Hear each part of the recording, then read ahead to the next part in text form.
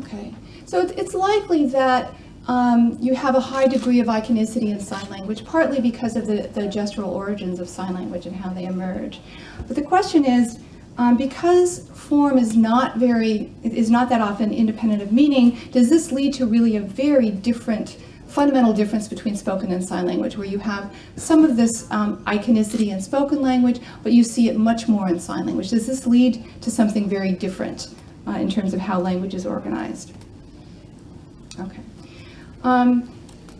So one question, let me go back. One question is whether or not representations of form and meaning are the same in sign language. Is there sort of a collapse between meaning and form because the form looks like the meaning, unlike in spoken language where you really have this difference between the form and the meaning? Okay? And this leads to an interesting question that you might not think about, and this is if form and meaning are conflated, are the same in sign languages, then they shouldn't experience a parallel to what we call a tip of the tongue experience. So let me just talk about tip of the tongue for a minute just to make sure we're all understand what I'm talking about. So I'm going to see if I can elicit a tip of the tongue state in you guys. Okay, so this is what tip of the tongue means is that you know the word you want to say, but you can't retrieve the form of the word. You can't say the word. You know it, but you can't retrieve it. So I'm going to show you a picture and also a definition and see if you can retrieve the word. Now, if you know the word, don't say it out loud in case your neighbor is having a tip of the tongue. So we can see if you can get that feeling.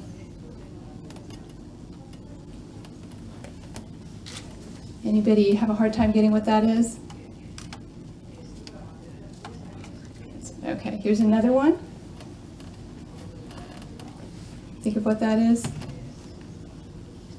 Anybody in a TOT? Okay. It happens even more frequently with proper names, either names of cities or countries or people. So we'll see if we can get a TOT for a person. People know who this is? It's an American actor. Shawshank Redemption. Morgan Freeman. Okay. Now here's what I'm told might be relevant to Spain. Do you know who this is? Because you're in a TOT. Okay. All right. So what TOT provides, tip of the tongue provides, is evidence that there's a separation between form and meaning, because you have the meaning, but you can't get the form, okay? And this has been used to find support for certain models of language production. So this is a very famous model of language production. It has lots of different stages for spoken language production. But I want to draw your attention to a division within this model. At the first part, at the beginning of speech production, there's a retrieval, what the fancy word for lemma. But what that means is you can retrieve the semantics. You can also retrieve grammatical information, so you know that the thing you're trying to produce is a noun or a verb. In Spanish, you may know whether that noun is feminine or masculine. And then after you retrieve that information, you retrieve the form, the phonological form and the phonetic form. So there's two stages to acquisition, to production. And what happens when you're in a TOT is you get this far, but you're blocked here. You can't get the rest of the way, all right? So for sign languages, if we don't have these two stages, the separation between semantics and form, then the question is, we wouldn't expect them to experience a tip of the finger state, the parallel state, because once you have the meaning, you have the form, okay? So we wanted to conduct some studies to discover whether or not signers experience a tip of the fingers. And we did two studies. One was a diary study where we asked deaf people to keep track of whether they ever had this experience of knowing the sign that they wanted, but they weren't able to produce it. They weren't able to think of it. And then we also did an elicitation task where we tried to induce people into a TOT state, a little bit like I tried to do with you earlier with the pictures and the definitions. But we used a translation task. And I'll just mention one thing here. This is actually an illustration of a signer producing in ASL. It looks like this. They're trying to think. And I suspect it may be the same in Spanish Sign Language. I don't know. Do you do this? Yeah? Do you see any nods? Yeah? A little bit? Yeah, okay. Anyway, so the diary study. What we found was that indeed, ASL signers did report this sort of feeling of knowing. That is, they knew the sign that they wanted, but they weren't able to produce it. Okay? So signers do experience a tip of the fingers experience. And in addition, they occurred at about the same rate as has been found for tip of the tongue, for TOTs in spoken language. So if iconicity, is this relation between semantics and form, were playing a role, you might think that tip of the fingers experiences would occur much less often than TOTs, but they occurred at about the same rate. So the other thing we know from TOTs has to do with when you are able to get some partial information about the form, you often know what it begins with. So you'll often retrieve the first sound or the first letter. Okay? So our question was, all right, well, what about for sign language? Do we see partial retrieval of the form of the sign? And if so, what does that look like? What aspects of sign do they retrieve? So to do this, we couldn't really get that from the diary study because it's hard to record what part of the sign you remembered. So we used this elicitation study where we gave participants English words, proper names, or low frequency words and asked them for the ASL sign. And if they were experiencing this tip of the finger, so it's like, oh, I know the sign for that, we would then ask them, okay, well, do you know what the hand shape is? Do you know what the location is? Do you know what the movement is? To try to see what kind of information they could retrieve.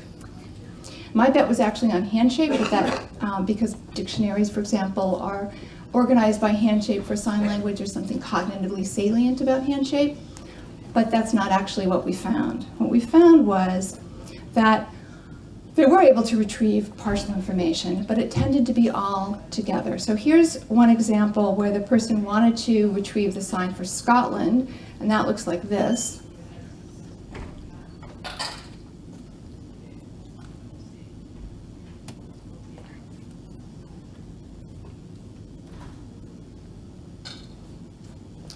And what the person tried to do, this is what they were trying to retrieve, they did this.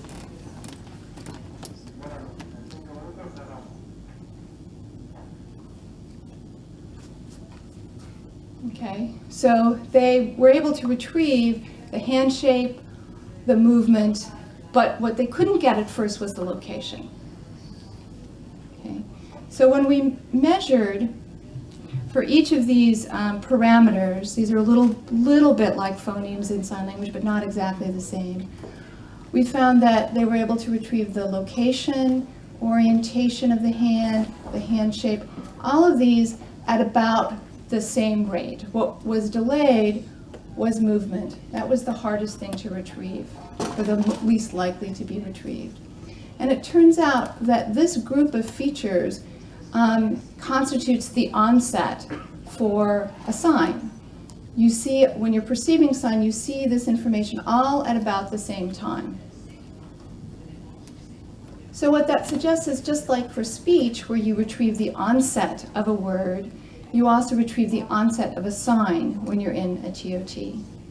And when we look to see whether or not, whether a particular feature was iconic or not, was that more retrieved than a feature that didn't add to the iconicity of the form, we found that that didn't make a difference. You didn't retrieve sort of the iconic aspects of a sign more than the non-iconic aspects.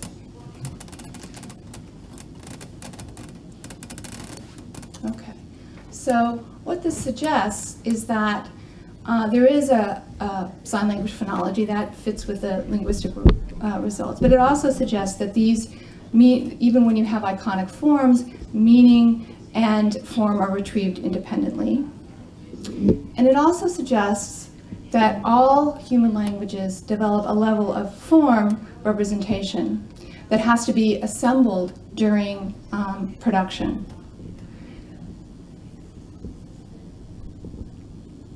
So for spoken languages, these components are vocal components of the lips and the tongue. For sign, they're manual components that have to be assembled. And these are from linguistic models of the forms of speech or of sign. And it also supports these psycholinguistic models that are as a universal component of having a separation between form retrieval or lemma retrieval, or retrieval of the word semantics and grammar, and the form. So you first retrieve the meaning, then you retrieve the form, either in speech or in sign. So if we come back to my question, do all human languages represent semantics independent of phonology? The answer is yes. This is a fact about all human languages. Okay.